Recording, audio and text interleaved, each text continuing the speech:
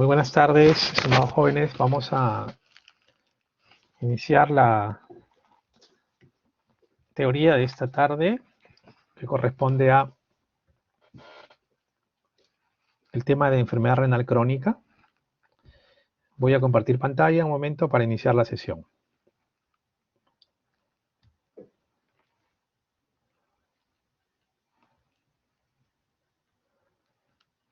Buenas tardes, Brenda.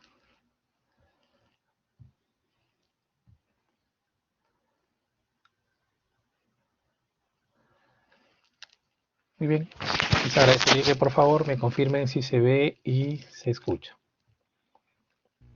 Sí se ve y sí se escucha, doctor. Buenas tardes. Muy amable, gracias.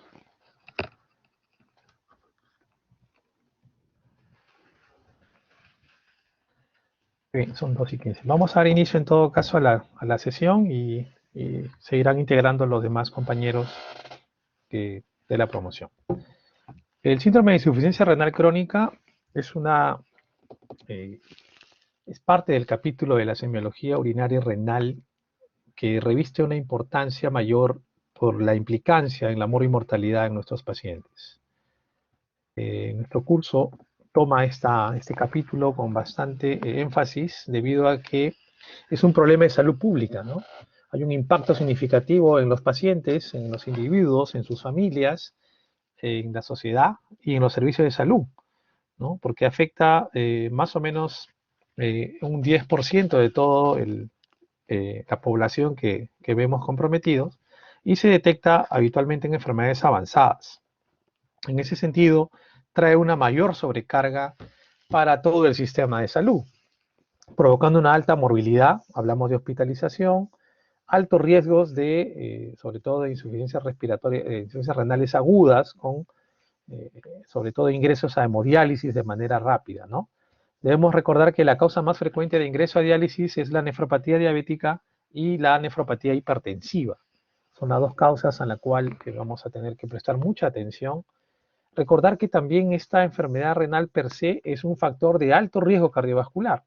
Miren cómo el riesgo de muerte cardíaca se incrementa entre 10 a 20 veces, ¿no? Respecto a la población en general. Por último, el costo de el costo de tratamiento, ya sea de la diálisis o el trasplante, es alto, ¿no? Implica un porcentaje importante de todo el presupuesto de un centro hospitalario, así como también de las complicaciones cardiovasculares.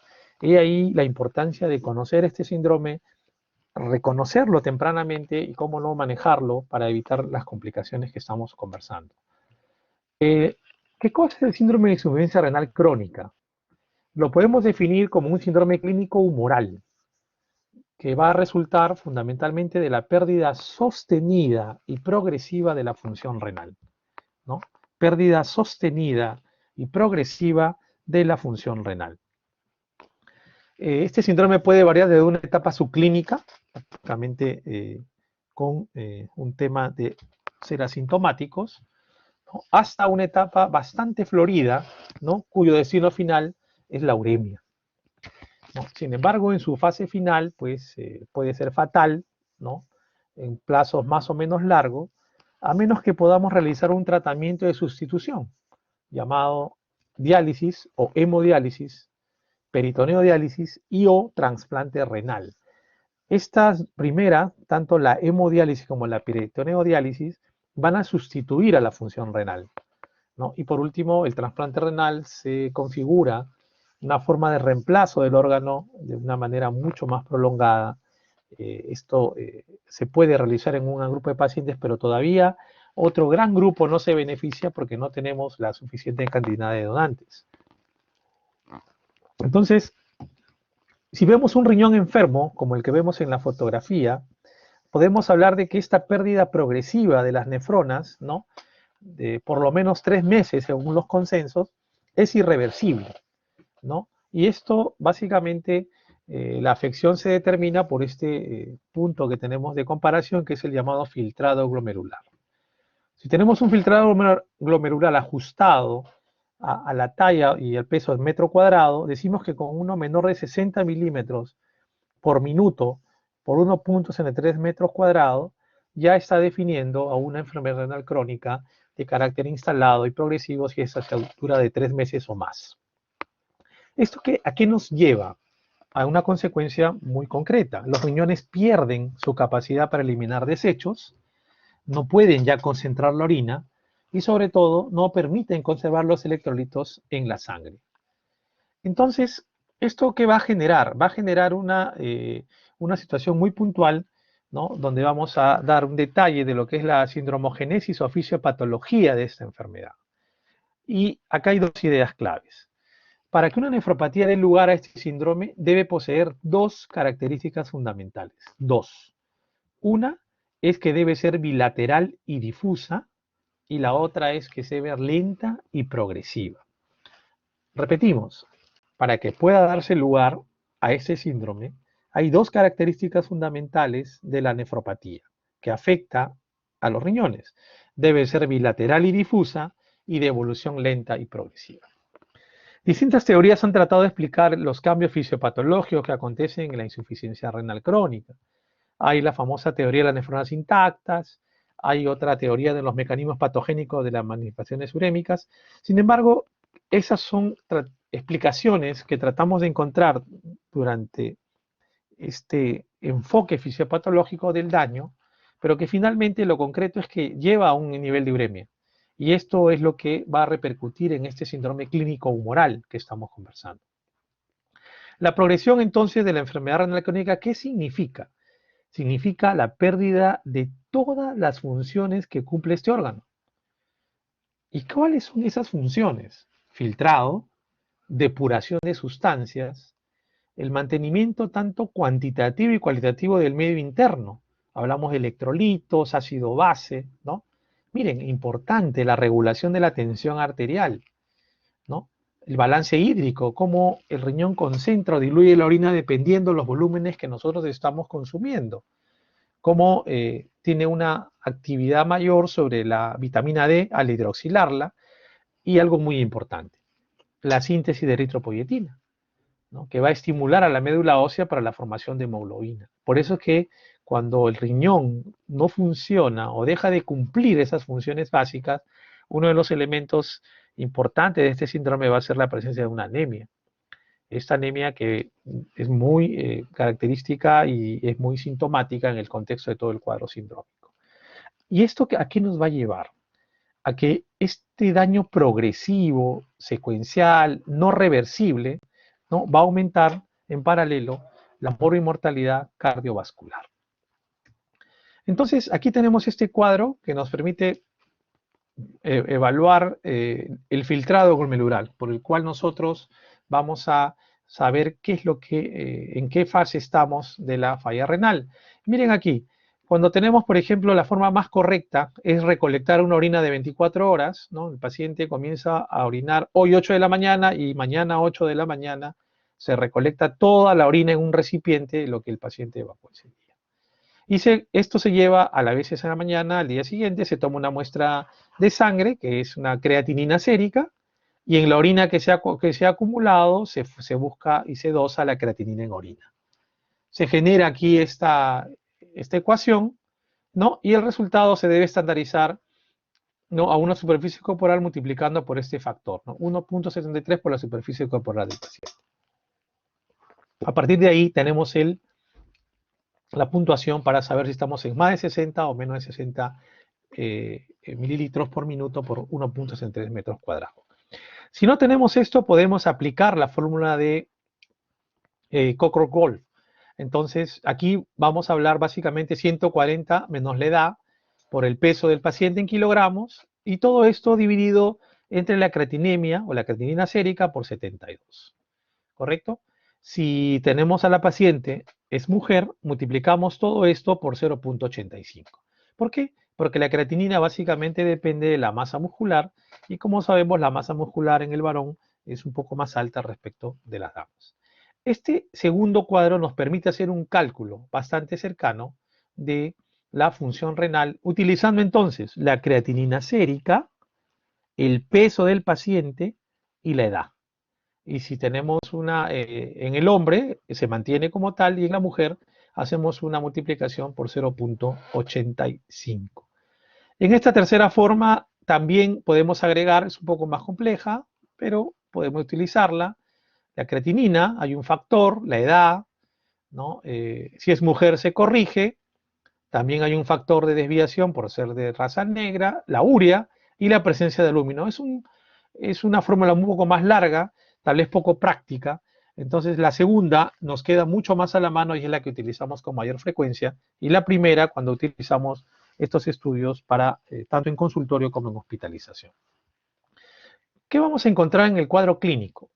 El cuadro clínico va a haber, hay que evaluar antecedentes de la historia personal, si ha habido nefropatía previamente, ¿no? Hay historia de hematuria, de proteinuria, del cólico nefrítico, si el paciente ha eliminado cálculos, si ha tenido infecciones urinarias a repetición, si el paciente ha presentado edemas o ha habido elevación insospechada de la presión arterial. Todo esto es muy importante a la hora de evaluar, ¿no?, el impacto sobre el riñón. Si el paciente alguna vez ha estado en un estado de coma, si ha sido mujer y ha tenido una preeclampsia o la llamada toxemia gravídica, o lo que ocurre en algunas veces, el consumo excesivo de analgésicos, ¿no?, que van a repercutir evidentemente en la función renal. Y por último, la historia familiar, ¿no? ¿Ha habido o no nefropatías en la familia? Porque muchas de ellas tienen un rango de carácter congénito. Muy bien, tenemos que hacer como siempre, una historia muy detallada, muy correcta, ¿no? Y debemos siempre estar alertas a la presencia de estos factores, ¿no? Ya sean estos factores de riesgo de inicio o desarrollo de la enfermedad renal, como algunos factores de riesgo de progresión. ¿Y cuáles son estos? Miren, pacientes mayores de 60 años, muy bien, primera alarma. Pacientes hipertensos, pacientes con diagnóstico de diabetes o alguna otra enfermedad cardiovascular, ya sea hipertensión o cardiopatía hipertensiva, o que en la familia ya haya habido diagnósticos de enfermedad renal a nivel familiar. Si este paciente, en el caso de los niños, nacieron con bajo peso, porque eso está asociado a menor número de nefronas, y posteriormente hay un desarrollo de falla renal. La pérdida de digamos, de una masa renal, ya sea por algún motivo, ya sea por una cirugía, va a hacer que haya una hipertensión glomerular y prefiltración. También se ha visto que está relacionado a estados socioeconómicos bajos, ¿no?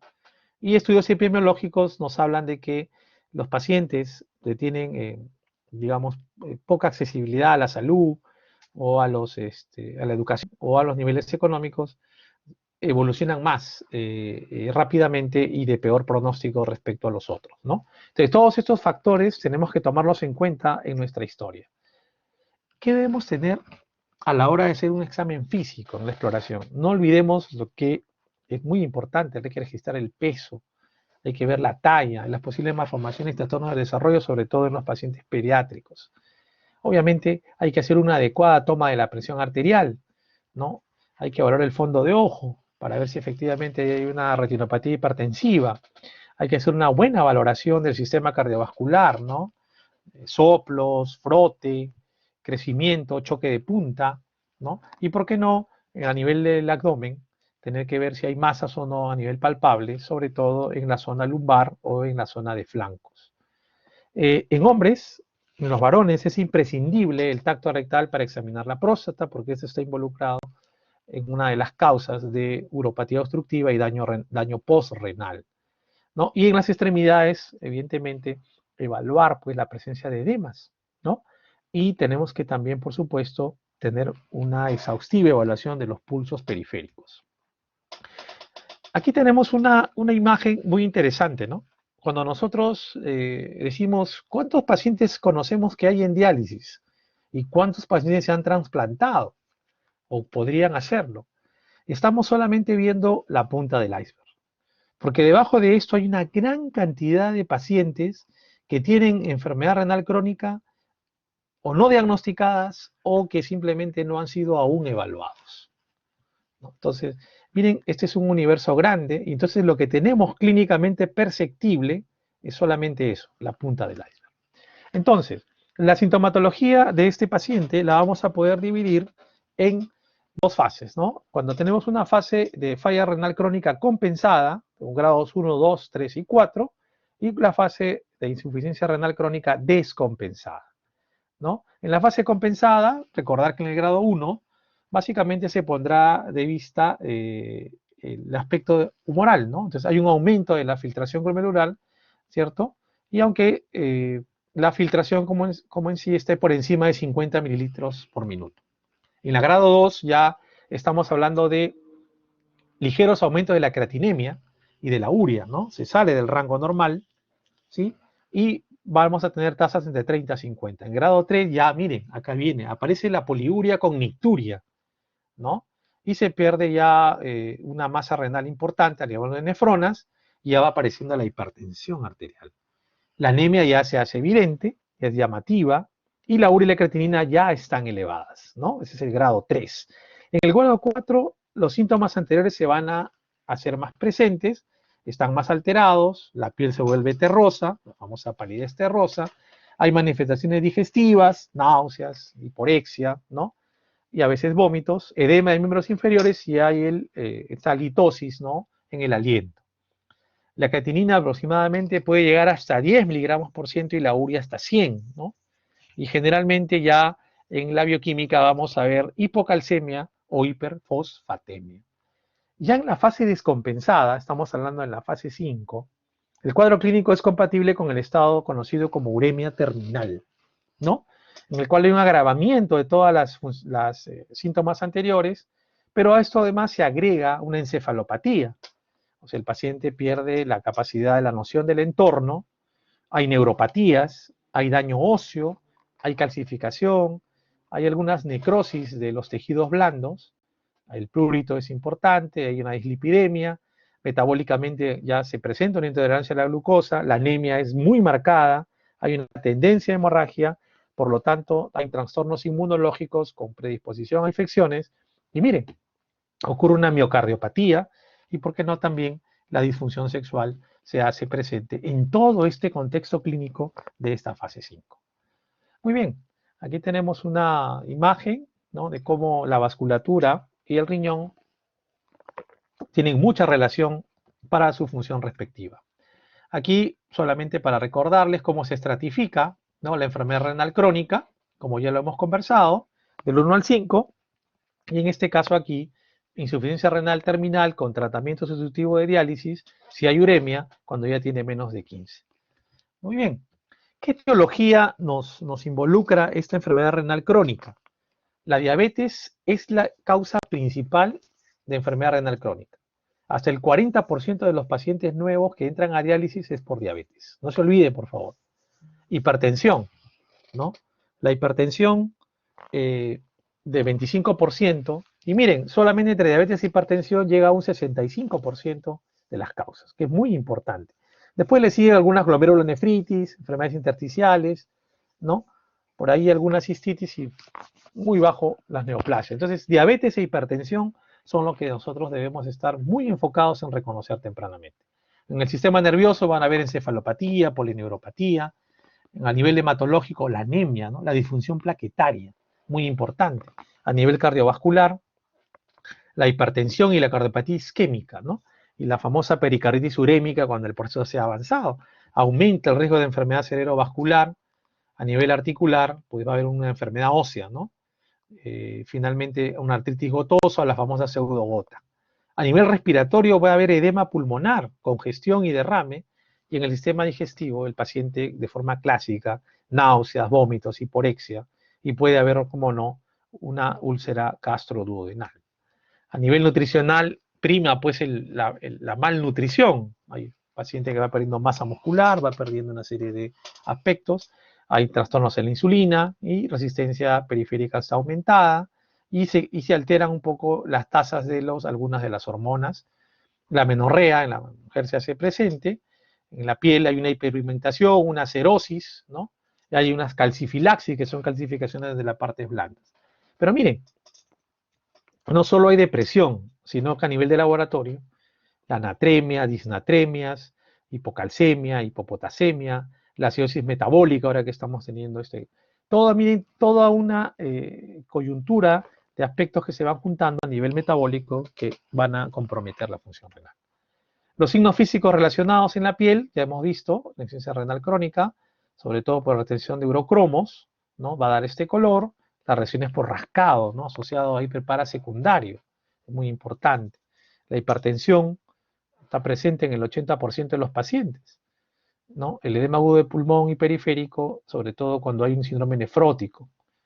El forte pericárdico lo voy a encontrar en la pericarditis urémica, y la hipotensión con orientación yugular y pulso paradójico me está hablando de un derrame pericárdico con taponamiento.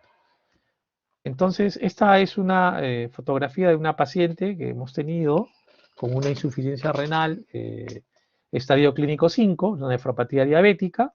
Podemos ver el rostro, lo que ven arriba a la derecha es su catéter venoso central, porque ya entró a diálisis.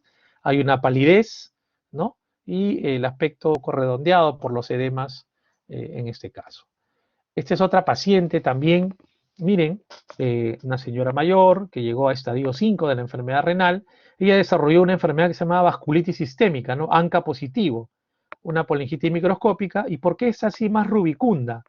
Bueno, porque esta paciente se maneja con corticoides, ¿no? Y acá está haciendo un poco el cuadro de Cushing secundario a corticoides, pero aún en el trasfondo se ve una palidez y también se ve el catéter para diálisis en esta paciente. Aquí tenemos este señor, sí, es una nefropatía hipertensiva, fue post-trasplantado, ¿no? Hizo rechazo, ¿cierto? Y hizo un hiperparatiroidismo secundario. ¿Sí? Él está con una palidez más terrosa, ¿no? No está tan edematoso, ¿cierto? Ha podido llevar mejor su cuadro, pero fue trasplantado en algún momento y lamentablemente hubo un rechazo después de algunos años, ¿no? Estos son pacientes que hemos visto de manera real, le hemos hecho seguimiento y que permitimos ponerlos aquí en consideración para que ustedes vean que cómo este síndrome finalmente se refleja ectoscópicamente en la mayoría de nuestros pacientes. Muchas gracias a todos. No sé si hubiera alguna pregunta. La delegada, por favor, que me confirme que se escucha todavía.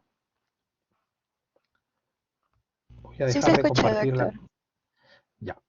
Muy bien, si hubiera alguna pregunta de alguno de los... Por favor, pueden... sí, adelante, Cecilia Huerta. Sí, doctor, buenas tardes.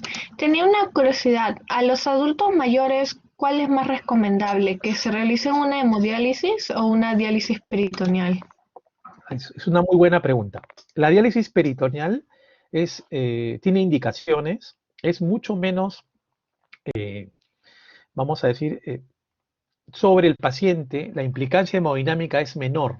Por eso le llamamos diálisis peritoneal ambulatoria continua.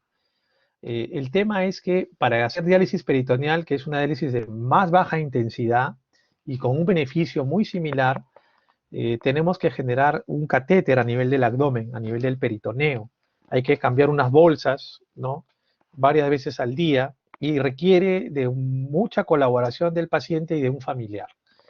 Entonces, si tenemos un adulto mayor, vamos a decir todavía con condiciones médicas favorables, probablemente la diálisis peritoneal sea una terapéutica menos agresiva respecto a una hemodiálisis. En la hemodiálisis ocurren más eventos intradiálisis que en otros lados, ¿no? Aumento de la presión, hay eventos cardiovasculares, arritmias, que son más factibles en darse en adultos mayores. Sí, Rocío, adelante. Sí, doctor, buenas tardes. Quería preguntarle acerca de si en el grado 5 de enfermedad renal crónica, pues bueno, ya sería insuficiencia, ¿no? ¿Todos los pacientes presentan la encefalopatía urémica o depende del tiempo en el que haya llegado? A ver, todos los pacientes, ¿se está acoplando ahí? No sé si le escucha, espero que sí. Los pacientes que desarrollan enfermedad renal crónica y llegan al estadio 5 con descompensación, y si no tienen una intervención de reemplazo de diálisis o de reemplazo renal, definitivamente van a hacer toda la historia natural de la enfermedad. Y en esta de ellas, en una parte, casi al final, está la encefalopatía urémica, ¿no? Incluso pueden llegar a convulsiones, coma y lamentablemente fallecimiento. Por eso es que es importante poder hacer el diagnóstico temprano y a ese paciente que llegó a estadio 5 ya conocerlo desde estadios previos para prepararlo incluso para la diálisis. La pregunta, si hay una correlación clínica, sí la va a haber en su momento, ¿no? Si usted no hizo el reemplazo, sí lo va a tener indefectiblemente en alguna parte de la evolución. ¿Alguna otra pregunta más? Sé que tienen otra sesión también, que no quisiera que puedan perder alguna otra clase también del curso. A la delegada, no sé si se escucha, ¿sí? Solo confírmeme, por favor. Se escucha, ¿no? Ya. Sí, se escucha, doctor. Ok, bueno, si no hubiera más preguntas, el tema lo voy a de todas maneras a dejar para que lo puedan revisar. Y para mí ha sido un gusto poder compartir con ustedes esta tarde este tema. Sé que hay otra actividad programada también en unos minutos, ¿no? Con otro docente. No sé si habría alguna pregunta adicional, con el mayor gusto.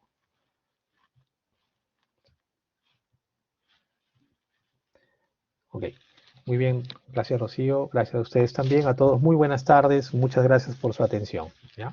Hasta nueva oportunidad. Gracias.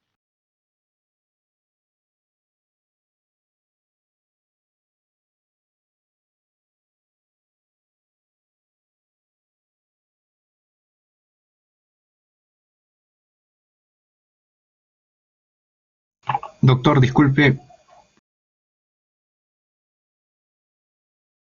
Hola, Sí, doctor, disculpe, ¿podría apagar la grabación, por favor? ¿cómo no? Muy bien.